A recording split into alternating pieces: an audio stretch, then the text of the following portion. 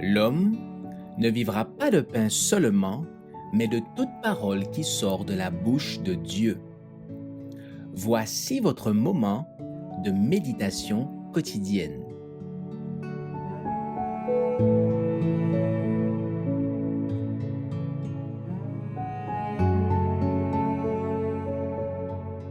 Un trône commun au Père et au Fils, le 10 mars.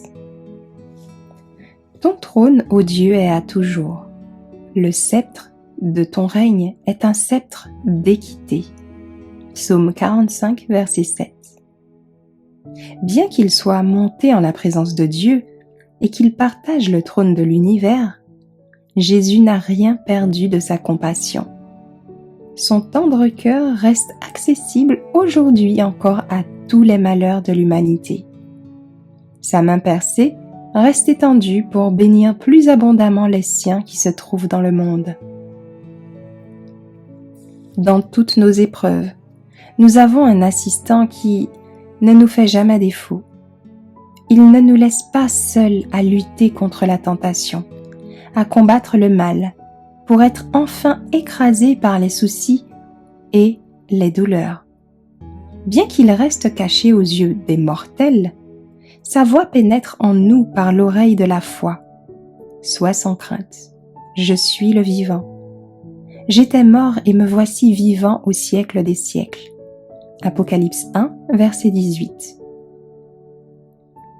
Ceux qui rejettent l'iniquité et tendent les mains en suppliant avec ferveur le Seigneur de les aider, obtiendront cette aide que lui seul peut accorder.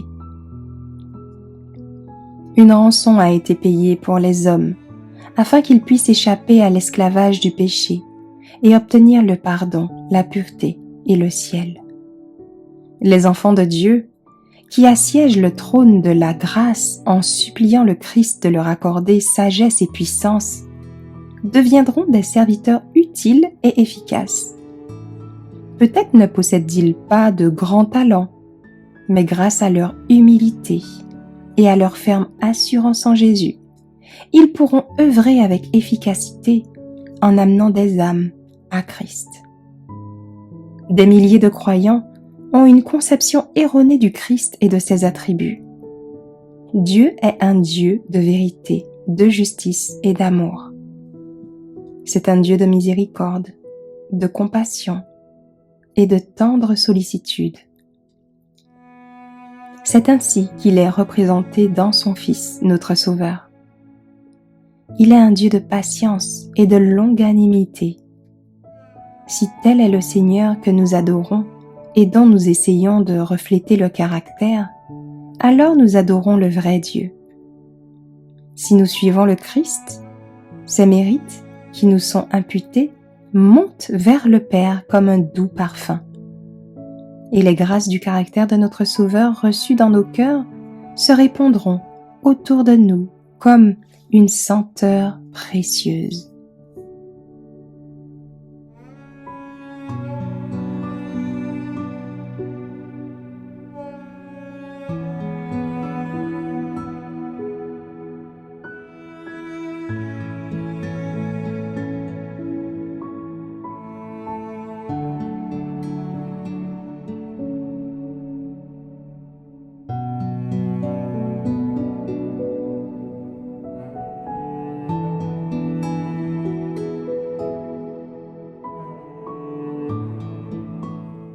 Merci d'avoir écouté cette présentation.